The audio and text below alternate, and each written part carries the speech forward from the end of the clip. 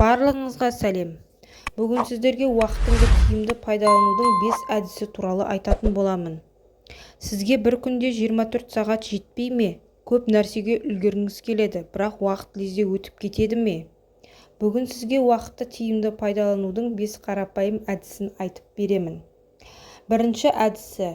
Көп адамдар ұсақ-түйек істерге уақытын босқа жұмсайды. Күнді ең маңызды жұмыстан бастаңыз.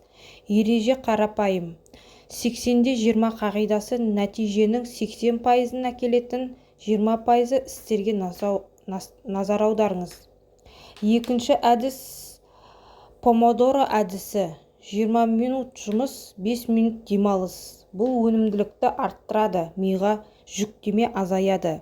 Егер жұмысыңыз ауыр болса, осылайша өзіңізді шаршатпай, көбірек жұмыс бітіре аласыз. Үшінші әдіс. Телефондағы қажетсіз хабарламалар, әлеуметтік желі, уақыттың ең үлкен ұрлаушысы. Жұмыс кезінде телефонды үнсіз режимге қойып, әлеуметтік желілерді шектеңіз. Төртінші әдіс. Күнді жоспарлаңыз.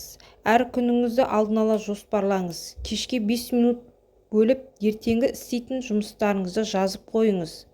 Бұл сізді тәртіпке келтіреді және шешім қабылдауға уақыт жоғалтпайсыз. Бесінші әдіс. Бір уақытқа тек бір іспен айналысыңыз.